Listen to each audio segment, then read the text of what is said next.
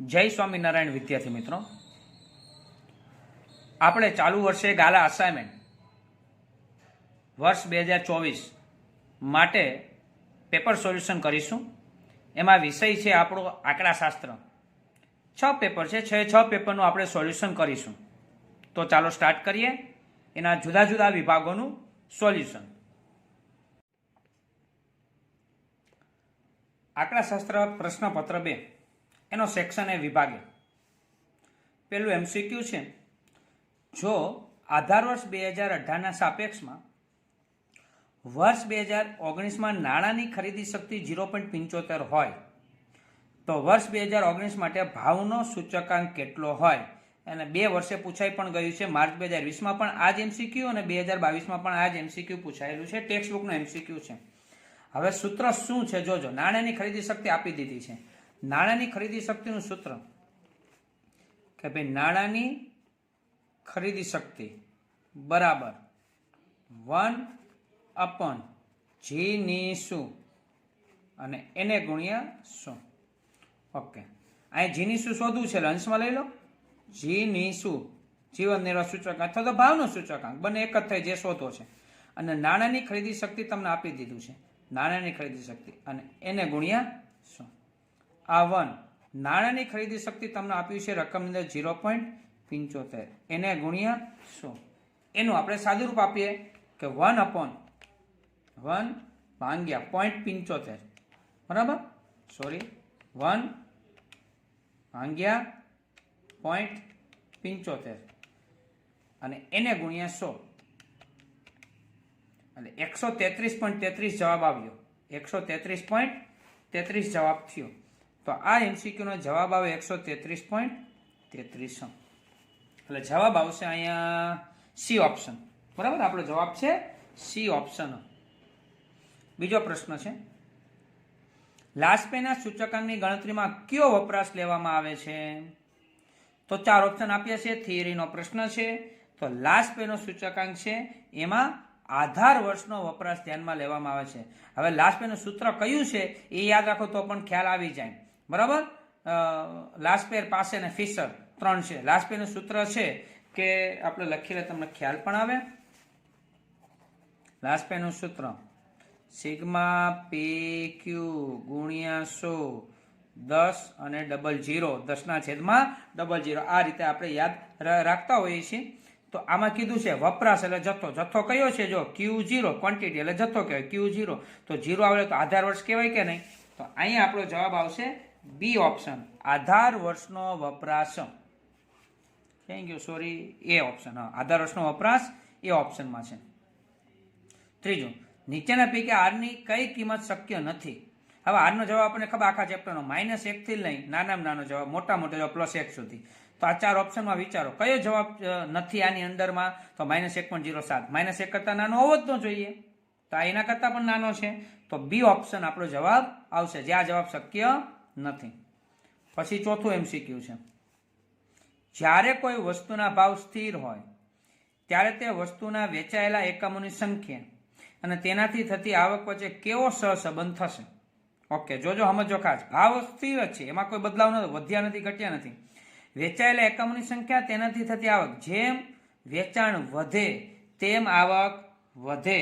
બરાબર છે? તો બે વધ્યું કે નહીં? વેચાણ ઘટી જાય તો આવક પણ ઘટી જાય. બે ઘટ્યું કે નહીં? તો બેનું પેરેલલ વધ કે ઘટ થાય છે. આને કહેવાય ધન સહસંબંધ અને સંપૂર્ણ ધન સહસંબંધ, કારણ કે ભાવ સ્થિર જ છે.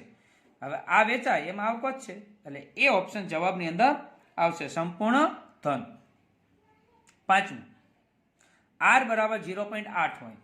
ઓકે, તો સાપેક્ષ ચલના કુલ ચલનનો કેટલો ભાગ નિયત સંબંધ મોડલ દ્વારા સમજાવી શકાય છે? ઓકે, નિયત સંબંધ મોડલ, ચલનનો ભાગ મારે જોઈશે, ચલન જોઈશે. તો સૂત્ર આવી રીતના તમારે યાદ રાખવાનું, R² ગુણ્યા 100. ચલનનો ભાગ જોતો હોય ને. હવે R², R કેટલું છે? 0.8, એનો સ્ક્વેર અને એને ગુણ્યા 100. 0.8 નો સ્ક્વેર થાય 0.64 અને એને ગુણ્યા 100. બરાબર, તો જવાબ આવશે 64 અને ચલન છે એટલે ટકાવારીમાં જવાબ, કારણ કે ગુણ્યા 100 કર્યા છે, 64%. તો જવાબ તમારો થશે બી ઓપ્શન, 64%. છઠ્ઠો MCQ, y ની એક્સપોનેન્ટ નિયત સંબંધ રેખા y કેપ બરાબર 30 માઇનસ 1.5x હોય, x બાર માઇનસ 10 હોય તો y બાર ની કિંમત કેટલી થાય? ઓકે, y બાર ની કિંમત આપણે શોધીએ. y કેપ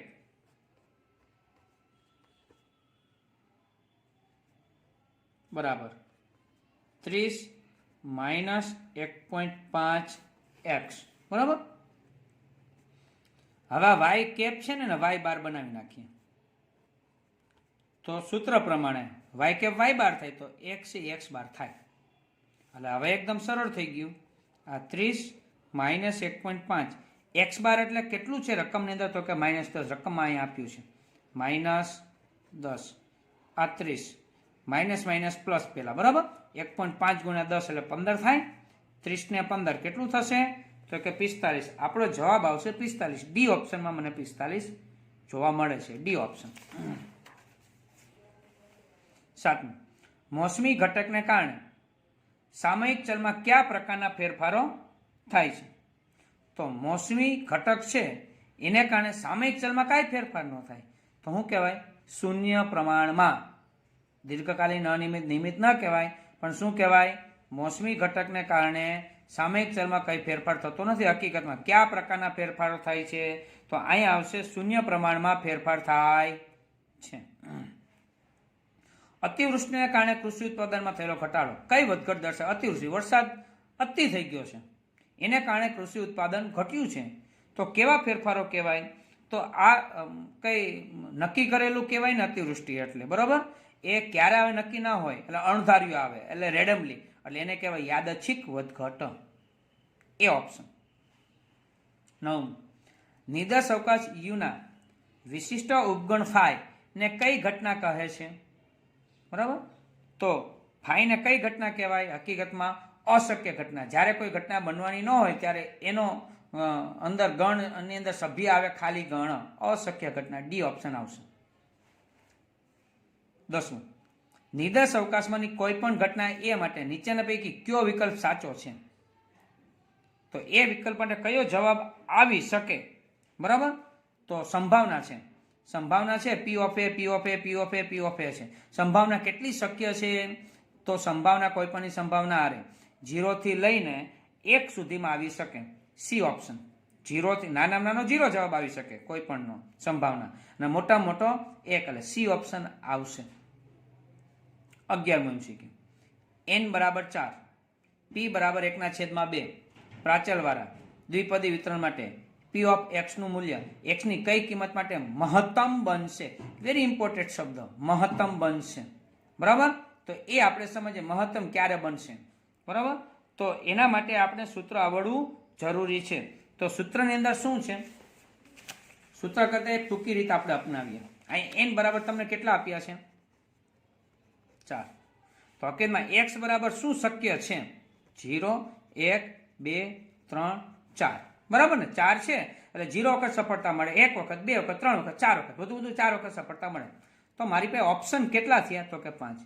એમાં મિડલમાં જે હોય ને ત્યારે મહત્તમ બને. કોઈ પણ દાખલાની અંદર હોય. અહીં 4 આપે, 6, 5 આપે ને તો મિડલમાં નહીં થાય. 4 આપે, 6 આપે, 8 આપે, બેકી સંખ્યા આપે, બેકી સંખ્યા તો એક 0 વધે. બરાબર. 0 તો બધામાં આવે છે કે n બરાબર તમને આપે 6 તો 0, 1, 2, 3, 4, 5, 6, 7 થાય. અને સોરી 6, 1, 2, 3, 4, 5, 6. તો મિડલની અંદર જે આવતું હોય ત્યારે એની કિંમત મહત્તમ થાય. તો n બરાબર 4 છે, મિડલમાં 2 આવે છે તો 2 આગળ છે એ x નું બરાબર 2 આગળ એને જવાબ મહત્તમ થાય. તમારે ટ્રાય કરવી હોય તો p ઓફ x નું સૂત્ર છે. p ઓફ x નું સૂત્ર NCX ઇન્ટુ p ની x ઇન્ટુ q ની n માઇનસ x. અહીંયા x ની જગ્યાએ તમારે 0 મૂકવાનો, 1 મૂકવાનો, 2 મૂકવાનો, 3 મૂકવાનો, 4 મૂકવાના. બરાબર. p અને q તમને આપી દીધું છે. p બરાબર 1/2 તો q પણ 1/2. દાખલો કરજો, 2 મૂકશો ને ત્યારે જવાબ મોટો જવાબ આવશે બધા કરતા. એટલે અહીંયા એ મેં આપણે ટૂંકી રીતે કહી દીધું છે. 12મું, એક અસતત સંભાવના વિતરણ માટે વિચરણ 12 છે. ઓકે.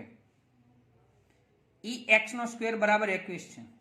તો વિતરણનો મધ્ય કેટલો થશે? બરાબર, વિતરણનો મધ્ય કેટલો થાય. ઓકે, વિચરણ મને 12 આપ્યું છે એટલે હકીકતમાં શું આપી દીધું છે, વિચરણ એટલે સિગ્મા સ્ક્વેર 12 આપ્યું છે એક આ. બીજું EX સ્ક્વેર બરાબર 21 છે. તો મધ્યક કેટલો થાય, મધ્યક એટલે શું શોધવાનું છે, મ્યુ. ઓકે, હવે સિગ્મા સ્ક્વેરનું સૂત્ર છે, સંભાવના વિતરણનો દાખલો છે, સૂત્ર આવું છે, EX સ્ક્વેર માઇનસ EX અને એની માથે સ્ક્વેર જો આવું સૂત્ર છે. એટલે આ વિચરણ છે. હવે સિગ્મા સ્ક્વેર કેટલું આપી દીધું છે તો કે 12, EX નો સ્ક્વેર કેટલું આપ્યું છે તો કે 21 માઇનસ EX નો સ્ક્વેર હકીકતમાં મધ્યક મ્યુ છે એ, બરાબર, અને એની માથે સ્ક્વેર છે તો સ્ક્વેર તો કરવો જ પડશે આપણે. હવે એ શોધવું છે, માઇનસ છે, આ બાજુ આવો તો પ્લસ થશે, આ 21 પ્લસ 12 સામે જાય તો માઇનસ થશે, 21 માંથી 12 જાય તો 9, આ mu square.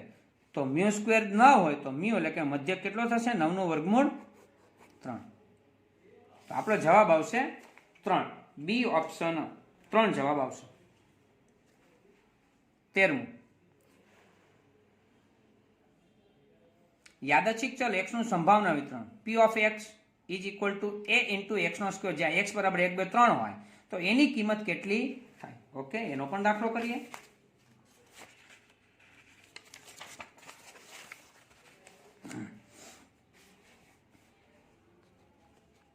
p of x બરાબર a into x નો સ્ક્વેર. હવે x ની જગ્યાએ 1 2 3 મૂકવાના છે.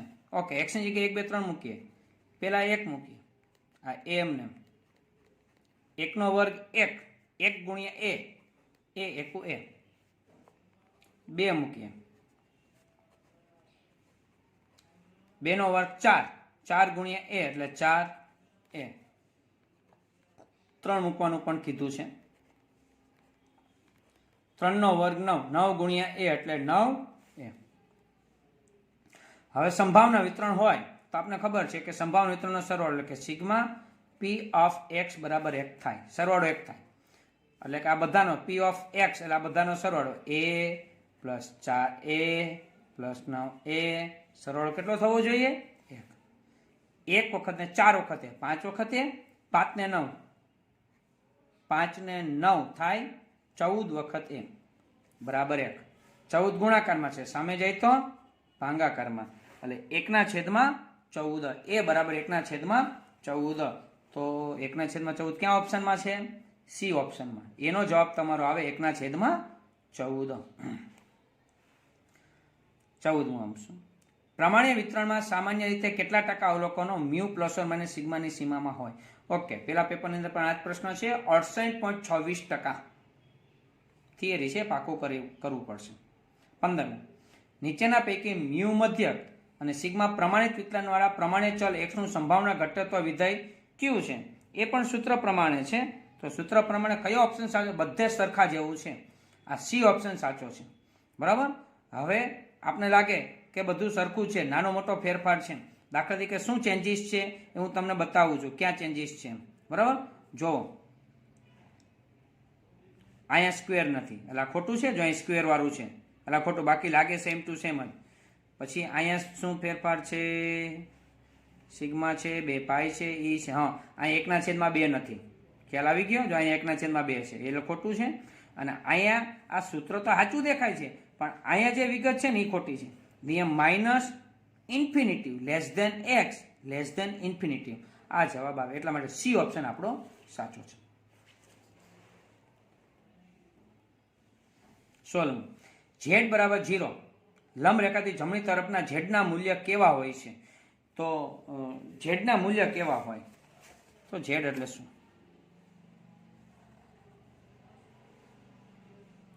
આપણે પ્રમાણે વક્ર આ રીતે દોરતા હોય, અહીંયા પ્લસ ઇન્ફિનિટિવ લખીએ છીએ, અહીંયા માઇનસ ઇન્ફિનિટિવ લખીએ છીએ, આ વચ્ચોવચ્ચ આપણે ઝેડ બરાબર 0, અને આ લીટો મ્યુનો લીટો છે, આ ઝેડ લખ્યું ને એ આ લીટી છે. તો ઝેડની જેમ આ બાજુ જઈએ ને તેમ પ્લસ સંખ્યા લખે એટલે ધન, અને ઝેડની આ બાજુ જઈએ એમ આપણે ઋણ સંખ્યા લખીએ, -1 -2 -3 -3.5 સુધી હોય, એમ 1 2 3 અને 3.5 સુધી હોય. તો જમણી બાજુએ ધન સંખ્યા આવશે, તો આપણો જવાબ આવશે બી, બી બરાબર 3 સંખ્યા. એના પછી છે 17. x માઇનસ 5 માનાંકની અંદર લેસ ધેન 0.25 નું અંતરાલ સ્વરૂપ કયું છે? ઓકે, જો આ માનાંકની અંદર છે ને, આ એ હોય અને આ ડેલ્ટા હોય, તો અહીં લખી શકાય a બરાબર 5 અને ડેલ્ટા બરાબર 0.25. બરાબર. હવે અંતરાલ સ્વરૂપ શું છે? a માઇનસ ડેલ્ટા અલ્પેરામ a પ્લસ ડેલ્ટા. આ અંતરાલ સ્વરૂપ છે. એ એટલે 5, એમાંથી 0.25 બાદ કરો એટલે 4.75. a પ્લસ ડેલ્ટા એટલે 5.25. સરવાળો કરવાનો. તો મારો MCQ ગોતું કેટલામું છે? કેટલામું છે?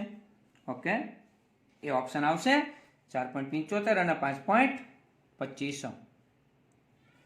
18. લક્ષનો દાખલો લિમિટ x વિરુદ્ધ 3 x ની 4 ઘાત માઇનસ 81 x માઇનસ 3 ની કિંમત શું થાય? અવયવ પાડીને પણ દાખલો થાય, પણ હું અહીંયા લક્ષનો દાખલો છે એ વિકલનની રીતે કરાવીશ. વિકલન રીતે કઈ રીતે જોવો? લિમિટ x વિરુદ્ધ 3 x ની 4 ઘાત માઇનસ 81 છેદમાં x માઇનસ 3 લિમિટ x વિરુદ્ધ 3. હવે તમે વિકલન ચેપ્ટર શીખી ગયા હોય તો ઘાત આગળ આવે ઉપર એક ઘાત ઘટે, આવો નિયમ છે.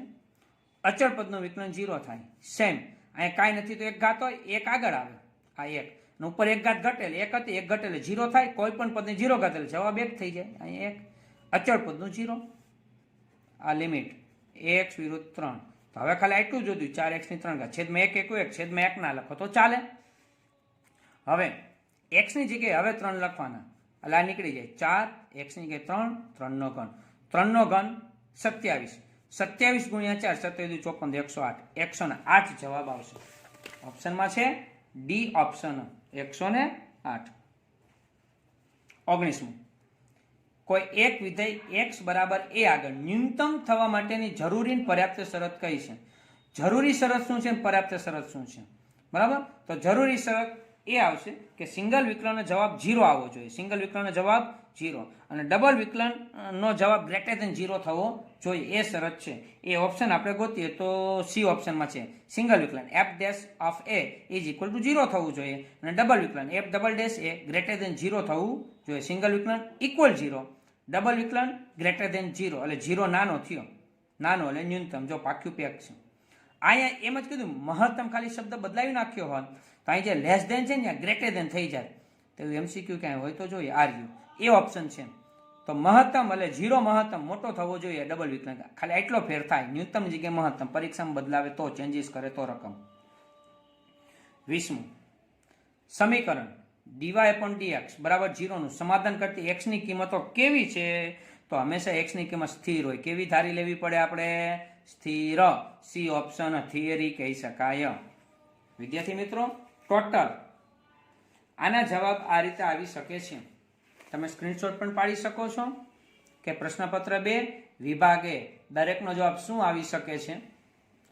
તો 20 ના જવાબ મેં અહીંયા એક સાથે લખ્યા છે. તમે સ્ક્રીનશોટ પાડીને પણ સોલ્યુશન કરી શકો છો. ચલો વિદ્યાર્થી મિત્રો, નેક્સ્ટ આપણે વિડીયોની અંદર મળીશું. ત્યાં સુધી બધા વિદ્યાર્થી મિત્રોને જય સ્વામિનારાયણ. અને હા, કે કદાચ કોઈ વિદ્યાર્થીને પ્રશ્નો હોય તો મારા મોબાઈલ નંબર નોંધી લો, 9919545927. આની ઉપર વોટ્સઅપ કરીને સોલ્યુશન મેળવી શકો છો. જય સ્વામિનારાયણ.